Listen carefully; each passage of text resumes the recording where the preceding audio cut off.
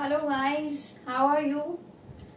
आज सॉल्यूशंस का last lecture जिसमें हम लोग डिस्कस करेंगे वेंट ऑफ फैक्टर। ये वेंट ऑफ फैक्टर क्या है और ये वेंट ऑफ फैक्टर ने आपके सॉल्यूशंस को पूरा चेंज कैसे कर दिया। तो इस वेंट ऑफ फैक्टर को डिस्कस करते हैं कि वेंट ऑफ फैक्टर क्या है। Went Hoff factor, what is this. अब इससे बदल जाएगी आपकी कोलिगेटिव प्रॉपर्टी। कैसे बदलेगी, बड़ा ध्यान से सुनिए। रेडी है ना आप लोग, ध्यान से सुनिए कि आपके पास अभी तक हम लोग जितनी भी कोलिगेटिव प्रॉपर्टी पढ़े हैं, उनमें हम लोग सॉल्वेंट के भीतर क्या ऐड किया था। सॉल्वेंट के भीतर हम लोगों ने सल्यूट ऐड किया था।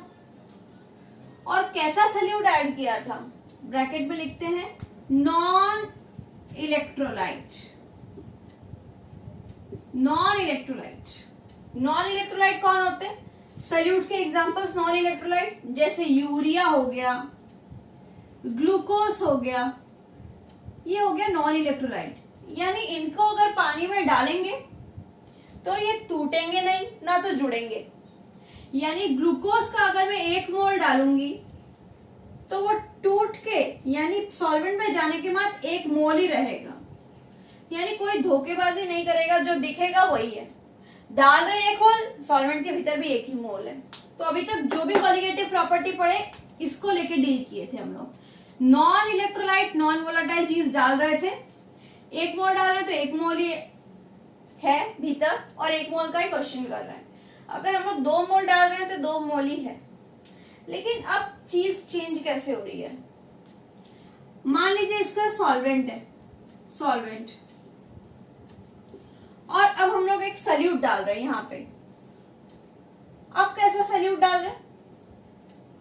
अब सल्यूट डाल रहे हैं हम लोग इलेक्ट्रोलाइट। कैसा सल्यूट? इलेक्ट्रोलाइट होता है जो सॉल्वेंट में जाने के बाद, सॉल्यूशन में जाने के बाद कंप्लीटली टूट सकता है या जुड़ सकता है, यानी वो ब्रेक कर सकता है। मान लीजिए सिंपल सा example, NaCl is an electrolyte. एक एग्जांपल है इलेक्ट्रोलाइट का NaCl। उसको हम लोग जैसे ही सॉल्यूशन में डाले यानी सॉल्वेंट में डाले तो 1 मोल NaCl का लिया था। ऊपर से हम लोग NaCl डाल रहे हैं ये सोच के कि 1 मोल रहेगा, लेकिन भीतर जाने के बाद NaCl का हाल कैसा रहेगा? Na plus plus Cl minus, यानी टूट जाएगा। तो टूट के कितने मोल्स होंगे? 1 + 1। तो नंबर ऑफ मोल्स कितने हो गए? 2। अगर पूरी तरह से टूट गया, अगर 100% टूट गया तो कितने मोल्स हो गए? तो 2। यानी भीतर जाने के बाद 2 मोल्स हो गए। हम लोगों ने डाले 1 मोल थे। तो भीतर की चीजें की कोलिगेटिव प्रॉपर्टी चेंज कर देगा। क्या प्रॉपर्टी चेंज कर देगा? कि सल्यूट सॉल्वेंट के अगर मोल्स बदल जाएंगे तो क्या क्या बदल सकता है? पूरी डिप्रेशन इन फ्रीजिंग पॉइंट का आंसर अलग आएगा, एलिवेशन इन बॉइलिंग पॉइंट का आंसर आएगा। तो कुछ एबनॉर्मल बिहेवियर करेगा, क्योंकि हम लोग सोच रहे हैं कि ये 1 मोल है, लेकिन भीतर जाके 2 मोल हो रहे हैं। या मान लीजिए कैल्शियम फ्लोराइड लिया, हम लोग 1 मोल डाले, लेकिन भीतर जाके टूट गया calcium 2 plus plus 2F minus टूट गया। तो कितने मोल्स होगा? 1 + 2 = 3। तो there are 3 moles after getting into the solvent के भीतर डालने से। तो अब क्या किया जाए? तो अब वेंट ऑफ ने सोचा कि अगर सल्यूट आपका इलेक्ट्रोलाइट यानी जो टूट जाएगा, डिसोसिएट कर जाएगा। और कुछ लोग एसोसिएट भी करते हैं। अगर डिसोसिएट हुए या एसोसिएट हुए, एसोसिएट का एग्जांपल देते हैं, ये तो डिसोसिएट हो रहा है। एसोसिएट मान लीजिए ethanoic acid, acetic acid, 2 moles लिए। इसको अगर हम बेंजीन बोल के एक सॉल्वेंट में अगर डाल दें तो ये जुड़ जाएगा। ये 2 मोल से 1 मोल बन जाएंगे एसिटिक एसिड। डाइमराइजेशन हो जाएगा, डाइमर बन जाएगा। देखिए 2 मोल से 1 मोल बन गए, जुड़ गए। जुड़ने का भी भी कारण है, अभी डिस्कस करेंगे हाइड्रोजन बॉन्डिंग के कारण। तो ये जो जुड़ गया, सोचा था 2 मोल्स एसिटिक एसिड डाल रहे हैं लेकिन हो गए 1 मोल। तो ये जो प्रॉब्लम हो रही है इसको कैसे सॉल्व किया जाए? तो इसको सॉल्व करेंगे हम लोग वेंट ऑफ फैक्टर से। किससे? वेंट ऑफ फैक्टर से। Which kind of problem? अगर आप क्वेश्चन में देखोगे, अगर आप चीज में देखोगे कि अगर आपको इलेक्ट्रोलाइट दिया हुआ है, नॉन इलेक्ट्रोलाइट नहीं, इलेक्ट्रोलाइट दिया हुआ है, तो आपको वेंट ऑफ मेथड से प्रॉब्लम सॉल्व करना पड़ेगा। तो चलिए हम लोग देखते हैं वेंट ऑफ फैक्टर से प्रॉब्लम सॉल्व कैसे होगी। तो देखिए अब हम लोग वेंट ऑफ फैक्टर से चीज को कैसे सॉल्व करेंगे। वेंट ऑफ फैक्टर बोलते हैं कि हम लोग की जो कॉलिगेटिव प्रॉपर्टी है, 4 कॉलिगेटिव प्रॉपर्टी है। बताइए क्या क्या कॉलिगेटिव प्रॉपर्टी है। पहली है RLVP, relative lowering in vapour pressure, जिसका P0 minus P by P0 is equals to N2 by N1, that is number of moles of solute by solvent. दूसरी है elevation in boiling point, delta V is equals to KB into M. तीसरी है depression in freezing point, और चौथी है आपकी osmotic pressure, pi is equals to CRT। अब van't Hoff जी बोले ये तो आपका आंसर गड़बड़ आ जाएगा। क्यों गड़बड़ आ जाएगा? क्योंकि इलेक्ट्रोलाइट चेंज हो जा रहा है। इलेक्ट्रोलाइट आके ये थोड़ी रह गए, ये तो नॉन इलेक्ट्रोलाइट के लिए सारी कॉलिगेटिव प्रॉपर्टी के फॉर्मूला बने हैं। तो इलेक्ट्रोलाइट आने से सब में एक आई फैक्टर जुड़ जाएगा, आई आई आई। तो this I is nothing but went Hoff factor. तो I is went Hoff factor. अब ये वेंट ऑफ फैक्टर निकालते कैसे? वेंट ऑफ फैक्टर कैसे कैलकुलेट किया जाए ताकि आंसर एकदम ठीक ठाक आए? जैसे एक्सपेरिमेंटल जो चीज है वैसे ही कैलकुलेटेड है, जो थ्योरेटिकल है वही ऑब्जर्व्ड है। तो कैसे होगा? तो वेंट ऑफ फैक्टर आई होता है, आई लिख लीजिए बहुत बढ़िया से कॉपी में। आई है normal molar mass by abnormal molar mass.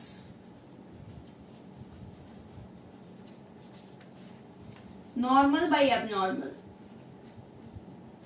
I is equals to second formula, ये second formula, I is equals to number of moles dissociated और एसोसिएटेड। डिसोसिएट कितना हुआ या एसोसिएट कितना हुआ, divided by number of moles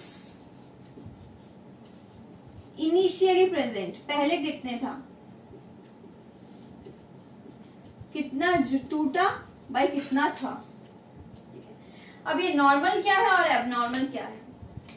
normal यानी bracket में लिख लीजिए, नॉर्मल यानी जो आप बचपन से कैलकुलेट कर रहे हो। ब्रैकेट यहां पे लिख देते हैं बचपन से कैलकुलेट करते हो। बचपन से क्या कैलकुलेट करते हो? मान लीजिए आपको इथेनॉइक एसिड दिया, तो बचपन से इसका मास कैसे निकालते हैं हम लोग? कार्बन का 12, हाइड्रोजन 3 प्लस कार्बन का 12, 32 प्लस 1। तो this is normal molar mass.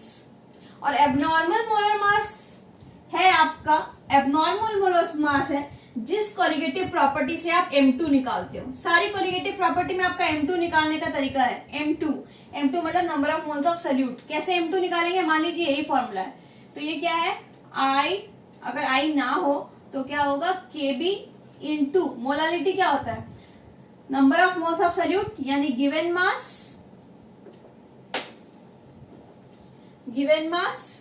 Molar mass by mass of solvent in kg. तो इस फॉर्मूला से अगर आप M2 निकालेंगे तो ये होगा एबनॉर्मल मोलर मास। क्योंकि अगर I की वैल्यू हम लोग नहीं पकड़ेंगे तो वो तो आंसर गलत आ रहा है। इलेक्ट्रोलाइट दिया है आपको और आप निकाल रहे हैं इस पुराने फॉर्मूले से, तो यहां से जो M2 निकलेगा वो आएगा आपका एबनॉर्मल मोलर मास। ठीक है, तो इन दोनों का रेशियो को हम बोलेंगे। अब इस फॉर्मूले को आप ध्यान से समझिए कि ये क्या है, associate dissociated bye number of moles initially present. इसको स्टार्ट कीजिए, इसको समझना स्टार्ट कीजिए। यहां तक लिख लिया, अगर नहीं लिख लिया तो आप एक स्क्रीनशॉट कर लीजिए। स्क्रीनशॉट करके सिर्फ गैलरी में ना रह जाए, लिख लेना।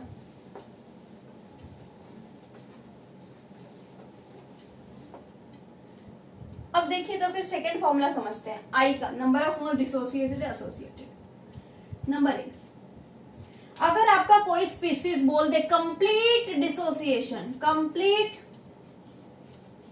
या 100% डिसोसिएटेड, पूरी तरह से डिसोसिएट हो गया, जैसे बोल दे कि NaCl is completely dissociated, Na plus plus Cl minus, तो अगर पूरी तरह से कंप्लीट डिसोसिएट हो गया, दैट मीन्स लिए थे 1 मोल और बन गया 1 + 1 2, लिया था 1, इनिशियली कर लो कि इनिशियली कितना लिया था, इनिशियली 1 मोल लिया था, इनिशियल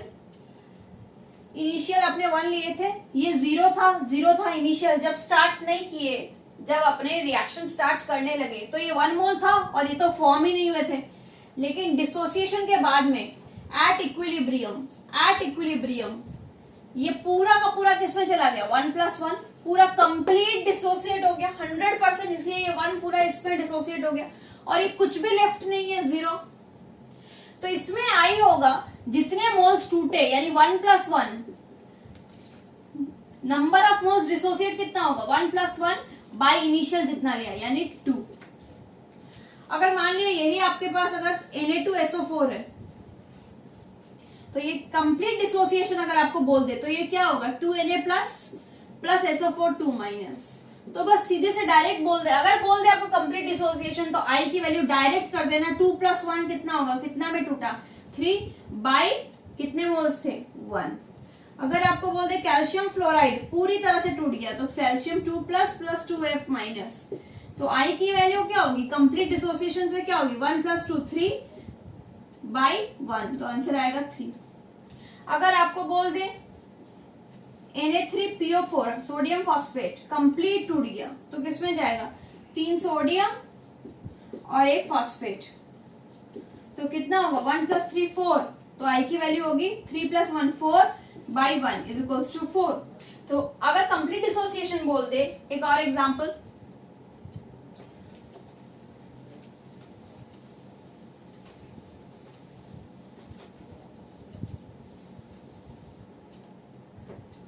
K4 FeCN6, ये इसका कंप्लीट डिसोसिएशन हुआ, तो माइंडेड सिर्फ ये जो बाहर वाला है आयनाइजेशन स्फीयर यही टूटेगा, यानी 4 पोटेशियम में जाएगा और ये कोऑर्डिनेशन स्फीयर के भीतर ही रहेगा बाकी का पार्ट।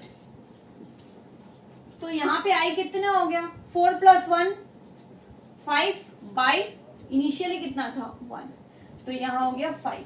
तो देयर आर मेनी केसेस जिसमें आप डायरेक्ट निकाल सकते हो, कैसे निकालोगे, जितना टूटा भाई जितना था। तो ये कब केस करोगे, जब आपको पता है कि 100% टूट गया। अब जब 100% नहीं टूटा, केस चेंज करते हैं, जब 100% नहीं टूटा तो कितना भी टूट सकता है ना, यानी सम अमाउंट डिसोसिएटेड।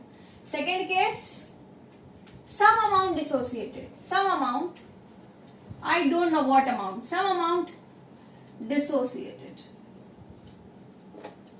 अगर सम अमाउंट डिसोसिएटेड हुआ तो हमको लेना पड़ेगा कितना टूटा, हाउ मच अमाउंट डिसोसिएटेड। तो मान लेते हैं अल्फा, अल्फा है डिग्री ऑफ डिसोसिएशन, जिससे पता लगेगा कि कितना अमाउंट टूटा। डिग्री ऑफ डिसोसिएशन हम लोग को बोलता है कि एक आयन का कितना पार्ट डिसोसिएट हुआ, कितना पार्ट टूटा। तो अब NaCl से स्टार्ट करते हैं, जहां से स्टार्ट किए थे, NaCl से सोडियम प्लस Cl माइनस, ये पूरी तरह से डिसोसिएट नहीं हो रहा है, ठीक है, पूरी तरह से डिसोसिएट नहीं हो रहा है। इनिशियली ये था, इनिशियल हमारे पास 1 था, 1 मोल, ये 0 0 कुछ नहीं थे। एट इक्विलिब्रियम थोड़ी देर बाद इससे मान लीजिए अल्फा अमाउंट टूट गया, 1 मोल से अल्फा अमाउंट टूट गया। NaCl से कितना अमाउंट टूटा, हम लोग मान ले रहे हैं अल्फा अमाउंट टूट गया, यानी बन गया ये लोग। तो ये कितना बचेगा एट इक्विलिब्रियम पर, ये बचेगा 1 माइनस अल्फा, अल्फा अमाउंट टूट गया था और 1 माइनस अल्फा बच गया एट इक्विलिब्रियम पर। और ये फॉर्म कितना होगा, जितना ये टूटा उतना ही ये लोग फॉर्म होंगे, अल्फा अल्फा। ये टूटा अल्फा अमाउंट, वो फॉर्म भी अल्फा हुआ, और बचेगा कितना, लेफ्ट कितना, 1 माइनस अल्फा। तो अब एट इक्विलिब्रियम पर total number of moles calculate करो. टोटल मोल्स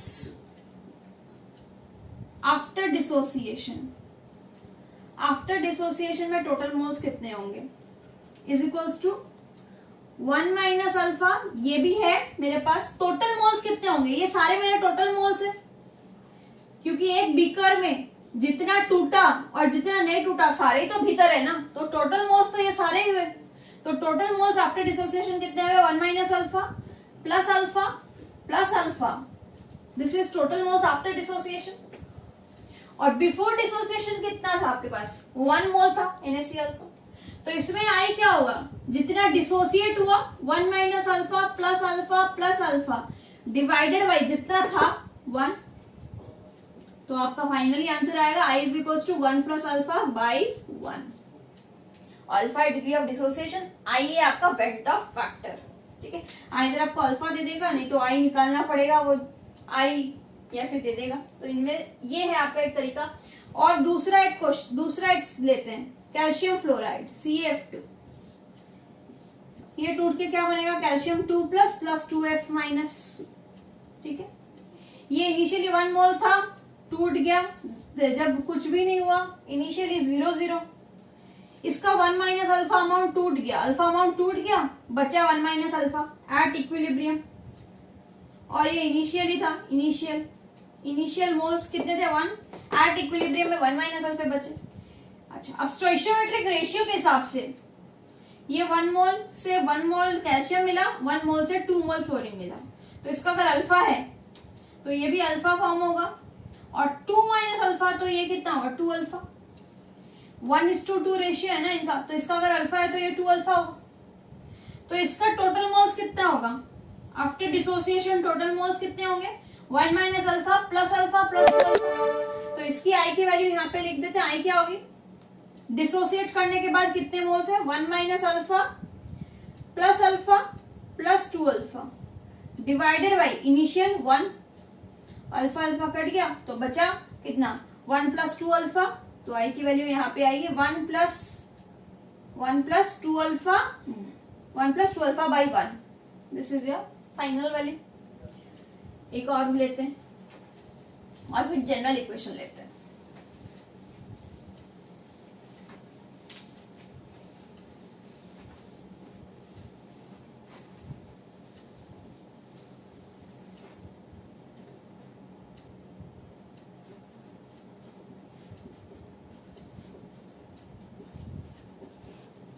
ये तोड़ दीजिए तो किसमें टूटेगा? 4 clay plus FeCN6 coordination compound, that is ये कोऑर्डिनेशन स्फीयर बोलते हैं. थर्ड ब्रैकेट के भीतर वो नहीं टूटता है. थर्ड ब्रैकेट के बाहर वाली चीज या इधर वाली चीज टूट जाती है. तो इधर 4 पोटेशियम थे तो इधर 4K प्लस हो गए और FeCN6 4 माइनस.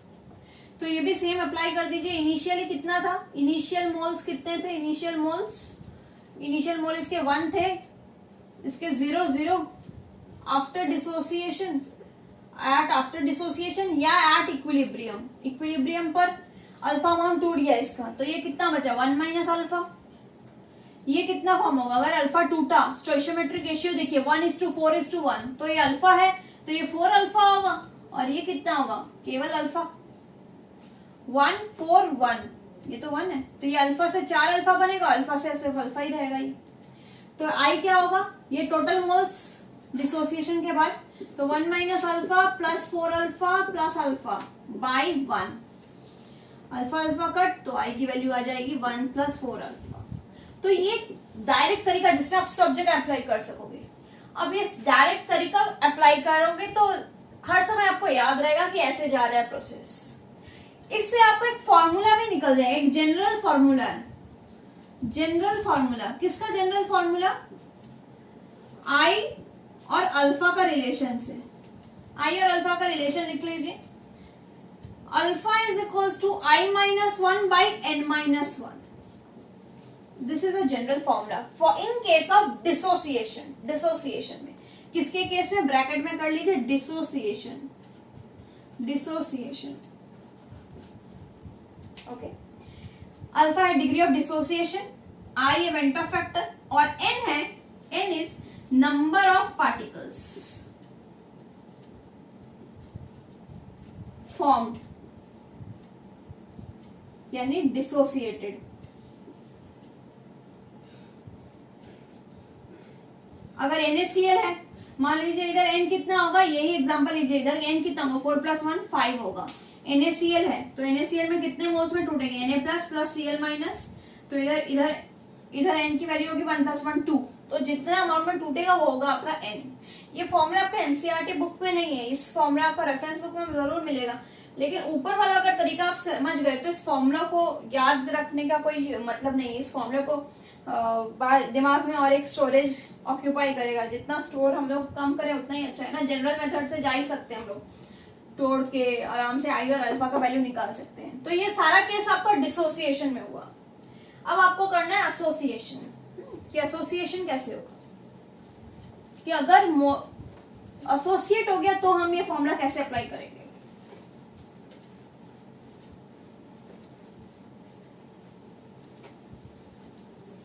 मान लीजिए आपका एक मॉलिक्यूल है बेंजोइक एसिड या एसिटिक एसिड, ये बेंजीन सॉल्वेंट में डालने से डाइमराइज हो गया, यानी दो बन गए। ये दो क्यों बन गए, ब्रैकेट में लिख देते हैं, intra molecular hydrogen bonding, H bonding, बहुत अच्छी H बॉन्डिंग हो गई। तो फिर कैसे H बॉन्डिंग हो गई, CH3 C double O OH CH3 C double O OH। तो हाइड्रोजन बॉन्डिंग क्या हो गई, दो एसिटिक एसिड में, इन दोनों के बीच में हो गई, इन दोनों के बीच में हो गई, तो हाइड्रोजन बॉन्डिंग हो गई, तो ये डाइमर बन गया, 1 से 2 बन गया।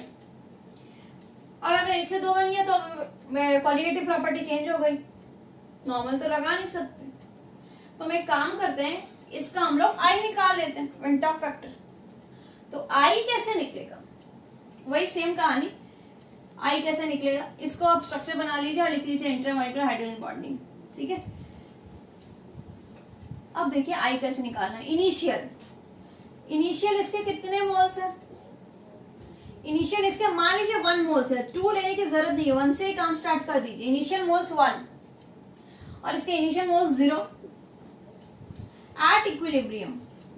मान लीजिए इससे अल्फा अमाउंट टूट गया, इतना अमाउंट अल्फा अमाउंट टूट गया, 1 माइनस अल्फा बचा,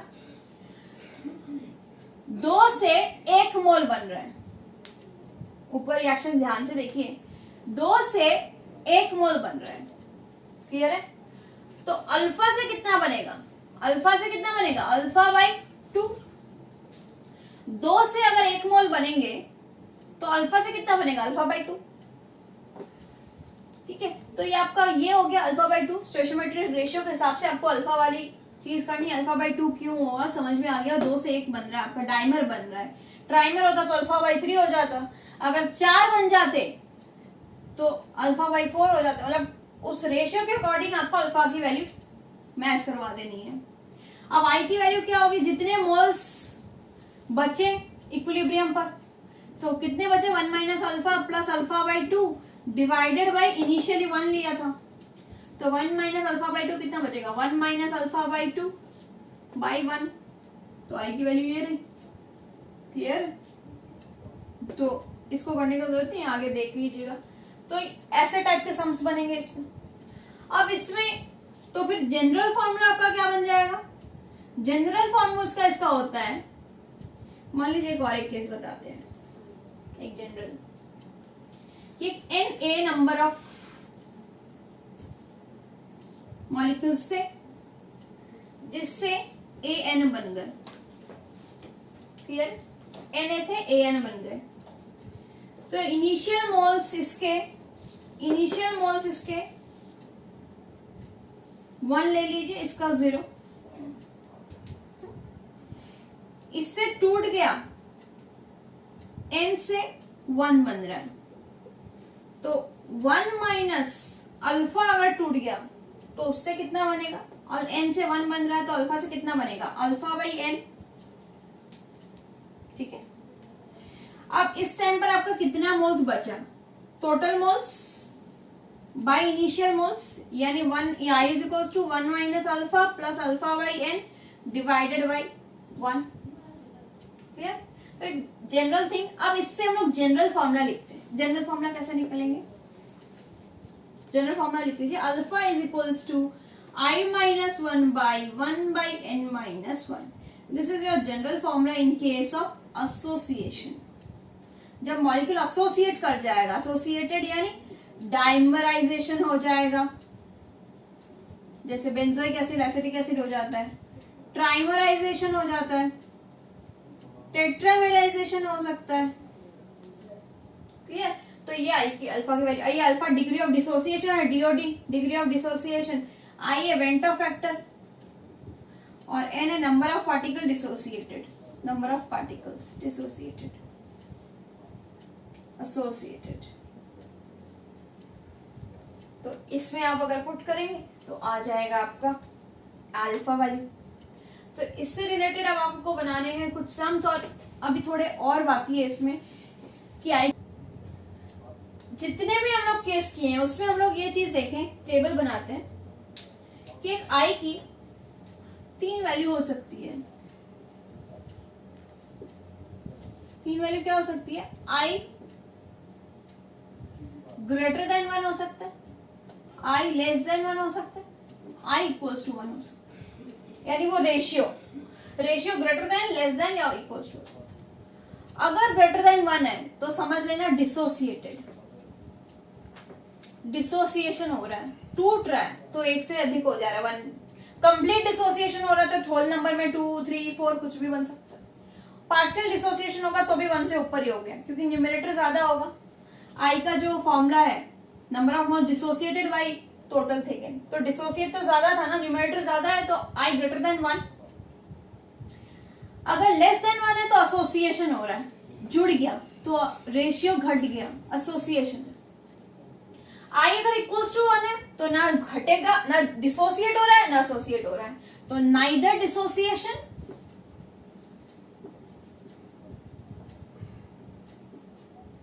नॉन एसोसिएशन। यानी नॉन इलेक्ट्रोलाइट वाले लोग जिसकी आई की वैल्यू 1 आती है, जैसे ग्लूकोज हो गया, यूरिया हो गया, सुक्रोज हो गया, तो these are all I equals to 1। I less than 1 अभी किए थे, benzoic acid C6H5COOH, benzoic acid in benzene, ये एसिटिक एसिड। डिसोसिएशन का बहुत एग्जांपल है, I is equals to 2 complete कब होगा? NaCl के केस में। आई इज इक्वल्स टू 3 कब होगा? जब कंप्लीट कौन टूटेगा? CaF2 टूटेगा। तो काफी सारे एग्जांपल है, तो ये 3 आई की वैल्यू हो सकती है, greater than 1, less than 1, equals to 1। अब एक और चार्ट,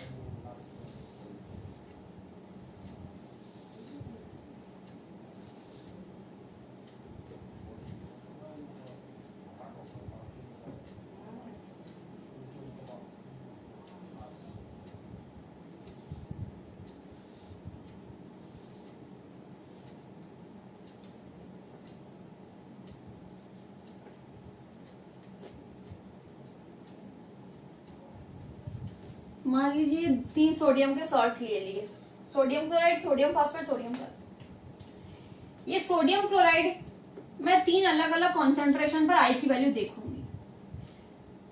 आई की वैल्यू यहाँ पे सारी आई की वैल्यू है।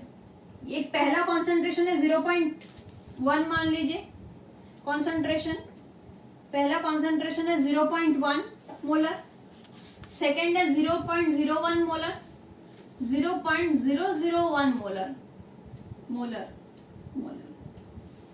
ठीक है। और यहाँ पे कंप्लीट डिसोसिएशन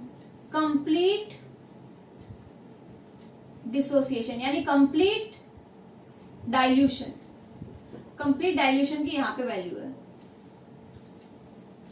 इसमें कंप्लीट डिसोसिएशन यानी पूरा टूट गया तो NaCl2 आएगा, 2 टूट जाएगा। अब इसमें वैल्यू कुछ ऐसी है,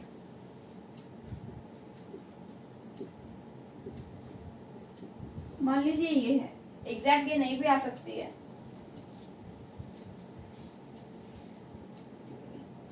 3 और 1 4, 3.9, 3.6, 3.2, 2 और 1 3, 2.8, 2.6, 2.4।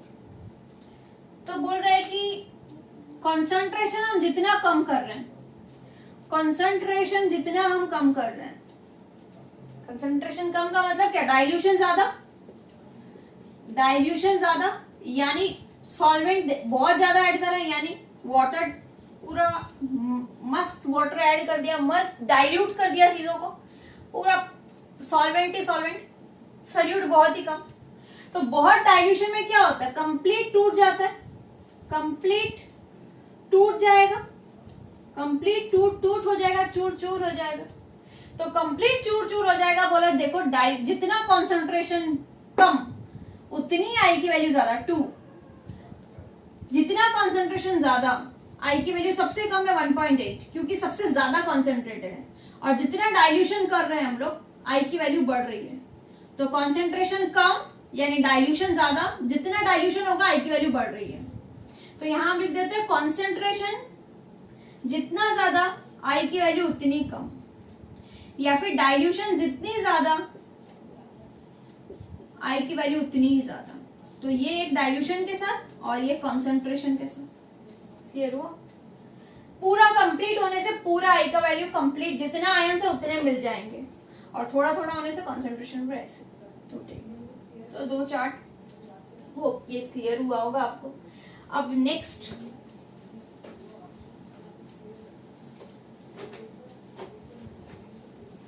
कि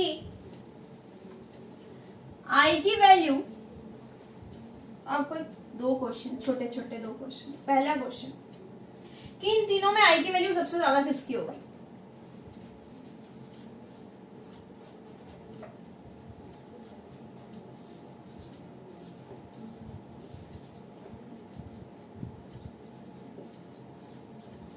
Which has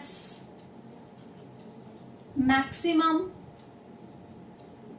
I? Maximum I किसका है और मिनिमम आई किसका है? तो देखिए पहले वाला मिथानॉल टूटेगा ही नहीं, मिथानॉल टूटेगा ही नहीं, नॉन इलेक्ट्रोलाइट। तो आई की वैल्यू क्या होगी? आई इज इक्वल टू 1, टूटेगा नहीं तो आई की वैल्यू क्या होगी? 1। जितना मोल्स था उतना ही मोल्स है। सोडियम फॉस्फेट कितना मोल्स में टूटेगा? 2 सोडियम प्लस SO4 2 माइनस, तो कितनी होगी आई की वैल्यू? 2 + 1 3। सोडियम फॉस्फेट 3 सोडियम और 1 फॉस्फेट, तो आई की वैल्यू कितनी है? 3 और 1 4। तो आई की वैल्यू सबसे ज्यादा किसमें आई? इसमें। तो हाईएस्ट किसमें आया? Sodium phosphate. क्लियर हुआ? तो जितना ज्यादा टूटेगा उतना ही ज्यादा आई की वैल्यू होगी। क्लियर? अब नेक्स्ट एक क्वेश्चन कोलिगेटिव प्रॉपर्टी से कि आई की वैल्यू हम लोग को कब लगानी है। जब मैं क्वेश्चन लिखूं तब याद रखना कि क्वेश्चन में सबसे पहले खोजना कि हम इलेक्ट्रोलाइट लिख रहे हैं या नॉन इलेक्ट्रोलाइट लिख रहे हैं। तो क्वेश्चन के लिए आप रेडी हो जाइए।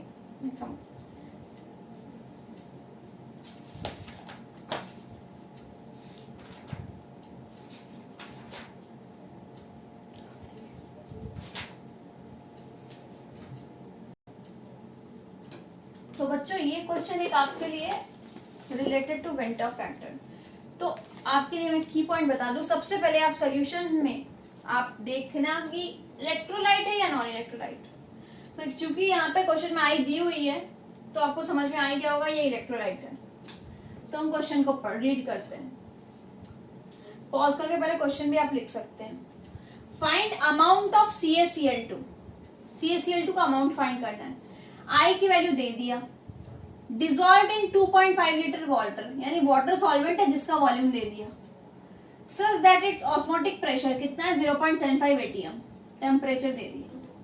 तो ऑस्मोटिक प्रेशर लगाना है, तो ऑस्मोटिक प्रेशर का फॉर्मूला आप I is equals to CRT। अब चूंकि ये वेंट ऑफ फैक्टर से करना है तो I लगाना है, क्योंकि ये इलेक्ट्रोलाइट है कैल्शियम क्लोराइड CaCl2।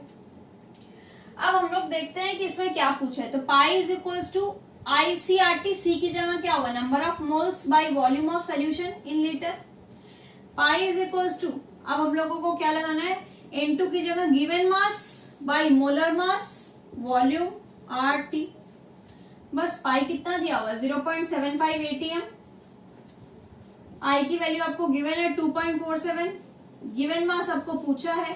आर की वैल्यू आपको यूज करनी है एटीएम वाली, यानी 0.0821 litre ATM kelvin inverse mole inverse into temperature 27 degree 27 degree को केल्विन में कर लीजिए, 300 केल्विन में आएगा, divided by M2 molar mass of calcium chloride. देखिए कितना आ रहा है कैल्शियम क्लोराइड, यानी ये है आपका 40 और 35.5 एक का, तो दो का कितना होगा 71, तो 111 ग्राम पर मोल।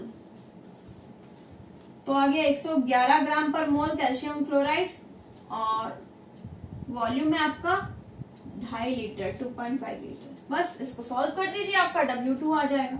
इसको उधर ले जाइए, डिवाइड कर दीजिए, W2 आ जाएगा। तो इस टाइप के क्वेश्चन जिसमें आई की वैल्यू गिवन है और ये डायरेक्टली इजीली हो जाएगा, तो आपको शायद कोई प्रॉब्लम नहीं होगा इस सब में। आई की वैल्यू कब यूज करनी है, एक और सम आई से रिलेटेड, तब तक आप लोग ये पॉज करके ये सम उतार लीजिए। और तो आपके लिए एक और सम आई से रिलेटेड कैसे सॉल्व करना है। फाइंड ऑस्मोटिक प्रेशर, यानी पाई निकालना है। Prepared by dissolving 25 milligram of K2SO4, 25 mg K2SO4, given mass है, volume 2 litre, temperature 25 degree. Complete dissociation हो रहा है, यानी आई की वैल्यू पहले निकाल लेते हैं। आई की वैल्यू कितनी होगी, K2SO4 अगर पूरी तरह से टूट जाएगा, क्योंकि बोल दिया कंप्लीट डिसोसिएशन, तो 2K प्लस SO4 2 माइनस, तो कंप्लीट टूट जाने से आई की वैल्यू कितनी आएगी 2 + 1 3, कितने मोल्स हुए 2 + 1 3 by 1 is equals to 3 I आया। पाई की वैल्यू लगा दीजिए, pi is equals to CRT। इसका मतलब क्या होगा, pi is equals to ICRT, क्योंकि वेंट ऑफ लगेगा क्योंकि ये इलेक्ट्रोलाइट है। C का मतलब number of moles by volume, N2 की जगह given mass, molar mass, volume RT। अब देखिए सबकी वैल्यू पुट है। पाई आपको निकालना है ऑस्मोटिक प्रेशर, आई है आपका 3, गिवन मास 25 मिलीग्राम, यानी ग्राम में कर लीजिए 10⁻³ ग्राम हो जाएगा। मोलर मास है आपका, कौन सा मोलर मास, K2SO4 का मोलर मास देख लीजिए कितना आता है। एक पोटेशियम का आ गया आपका 39, तो 2 39 39 32 और 64, इनको ऐड कर लीजिए तो आपका मोलर मास ऑफ K2SO4 आ जाएगा। तो K2SO4 का मोलर मास ऐड करके लिखिए, इनटू वॉल्यूम है आपका 2 लीटर, आर की वैल्यू है आपकी, किसमें ले लो, एटीएम में ले लो, क्योंकि अभी तक यहाँ पे कोई भी पाई मेंशन नहीं है, तो हम कोई भी ले सकते हैं। 0.0821 इंटू टेम्परेचर, तो टेम्परेचर आपके पास कितना है 25 डिग्री, यानी 298 केल्विन। सब वैल्यू पुट कर दीजिए, पाई की वैल्यू आ जाएगी। मुझे कमेंट सेक्शन में इन दो क्वेश्चन का जरूर से आंसर बताइएगा कि क्या आ रहा है। एक क्वेश्चन और आपके लिए,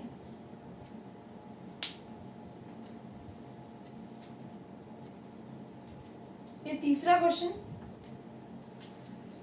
डिप्रेशन इन फ्रीजिंग पॉइंट का। तो पहले क्वेश्चन में देखिए इलेक्ट्रोलाइट है या नॉन इलेक्ट्रोलाइट, क्या है 19.5 ग्राम फ्लोरोएसिटिक एसिड। फ्लोरोएसिटिक एसिड एक इलेक्ट्रोलाइट है, 500 ग्राम पानी में डाला है, तो इलेक्ट्रोलाइट है, कुछ भी चेंज हो सकता है। Depression in freezing point 1 degree है। कैलकुलेट वेंटा फैक्टर आई निकालना है और डिसोसिएशन कांस्टेंट के निकालना है। तो हम यहाँ से स्टार्ट करते हैं कि सबसे पहले हम लोग क्या जानते हैं, del T F is equals to K F into M, molarity depression in freezing point. Del T F मेरा कितना दिया हुआ है 1, डिप्रेशन इन फ्रीजिंग पॉइंट कितना है 1 केल्विन या 1 डिग्री, दोनों का सेम ही आएगा 1। के एफ वाटर के लिए लिख लीजिए, के एफ वाटर के लिए होता है 1.86 केल्विन केजी पर मोल, तो यहाँ पे के एफ आएगा 1.86। मोलालिटी है given mass of solute by molar mass, इसका मोलर मास आएगा आपका 12 और 2 14, फ्लोरीन का 19 12 12 24 24 और 2 26 26 और 32, 26 और 32 कर दीजिए, 8 और 3 5, 58, 58 और 1 59, 59 और 39, इसका आएगा 19, तो 4 1 कैरी 6 7, 74 आ रहा है, 74 ग्राम पर मोल इसका मोलर मास। तो यहाँ पे हम लोग लिखते हैं कि डिवाइडेड बाय 78 आना चाहिए, कुछ गड़बड़ आ रहा है, देखिए 4 और 12 12 24, 24 और 2 26, 26 और 32, 58 सही आ रहा है। और उसके बाद 58 के बाद एक और ऐड कीजिए 59, और फाइनली फ्लोरीन का मास होता है 998, हाँ 78 आएगा, 998 78 आएगा, 78 ग्राम पर mole molarity. Given mass molar mass of solvent कितना है 500 ग्राम, केजी में करने के लिए 1000। अच्छा आपकी मैं 78 मिटा के यहाँ M2 लिखती हूँ, बहुत मुश्किल से इतना कैलकुलेट किया, लेकिन यहाँ M2 लिख रही हूँ। क्यों? क्योंकि इलेक्ट्रोलाइट था, लेकिन मैंने फॉर्मूला देखो गलत लिखा है। क्यों गलत लिखा है? आई नहीं लिखा है ना, इलेक्ट्रोलाइट होने के बाद भी आई नहीं लिखा है, यानी इस इधर से जो मेरा M2 का वैल्यू आएगा वो M2 कैसा M2 रहेगा? वो M2 रहेगा, कहा था ना एबनॉर्मल मोलर मास रहेगा, क्योंकि एबनॉर्मल ही कैलकुलेट हुआ है। इलेक्ट्रोलाइट होने के बाद भी मैंने नॉन इलेक्ट्रोलाइट वाला फॉर्मूला में डाल के किया है। तो यहां से M2 देखिए अराउंड 72 या 74 के आसपास आएगा, ठीक है। अब आप नॉर्मल मोलर मास कैलकुलेट कीजिए, कितना आता है नॉर्मल मोलर मास होगा आपका इज इक्वल्स टू, ये है नॉर्मल मोलर मास, तो नॉर्मल मोलर मास आ रहा है 78 ग्राम पर मोल। फिर आई की वैल्यू हमने सिखाई थी कि normal molar mass by abnormal molar मास, तो नॉर्मल है आपका 78 और एबनॉर्मल है आपका 72 के आसपास, तो 1 के ऊपर आएगी, तो आई की वैल्यू यहां से आ जाएगी 1 पॉइंट समथिंग 07 के अराउंड आएगी, तो आई की वैल्यू आ गई वेंट ऑफ फैक्टर। अब बचा कौन? Dissociation constant. अब डिसोसिएशन कांस्टेंट क्या होता है? देखिए डिसोसिएशन कांस्टेंट आपका होता है के, यहाँ साइड में हम मिटा रहे हैं ताकि डिसोसिएशन कांस्टेंट क्लास 7 में इक्विलिब्रियम क्या था, तब आपने डिसोसिएशन कांस्टेंट के पढ़ा था। के होता है, डायरेक्ट फॉर्मूला लिखें या आप ऐसे भी समझ जाएंगे, प्रोडक्ट का कॉन्सेंट्रेशन बाय रिएक्टेंट का concentration, C alpha square by 1 minus alpha, this is K dissociation constant। और अल्फा क्या होता है? अल्फा होता है डिग्री ऑफ डिसोसिएशन। अल्फा का फॉर्मूला क्या होगा? Alpha is equals to I minus 1 by N minus 1। क्यों? क्योंकि हम लोगों ने यहाँ पे डिसोसिएशन होगा, यहाँ पे एसिटिक एसिड फ्लोरोएसिटिक एसिड का डिसोसिएशन होगा, तो alpha is equals to I कितना आ गया 1.07 आएगा, -1 by N minus 1। N कितना है आपका?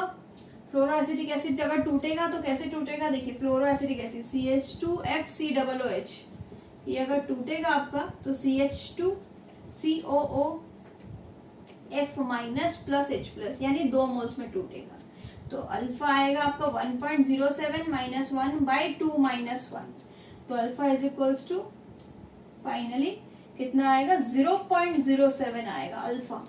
अल्फा आ गया, अब ऊपर अल्फा का वैल्यू पुट कर दीजिए, आ जाएगा। यहाँ एक बार मिटा रहे हैं। अब सी कहाँ से आएगा? सी यानी कॉन्सेंट्रेशन, तो के के लिए, के निकालने के लिए सी चाहिए कॉन्सेंट्रेशन, तो कॉन्सेंट्रेशन यानी मोलारिटी, तो मोलारिटी कैसे आएगा?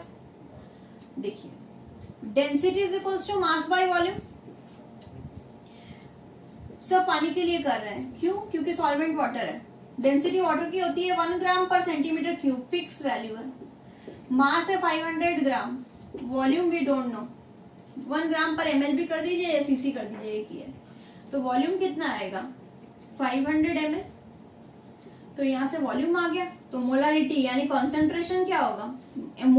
मोलारिटी या concentration, number of moles bye moles volume, number of moles आएगा 19.5 बाय गिवन मास, मोलर मास 78 और वॉल्यूम आपका 500 ml, लीटर में करने के लिए 1000 कर दीजिए, तो ये आपका आ गया कॉन्सेंट्रेशन।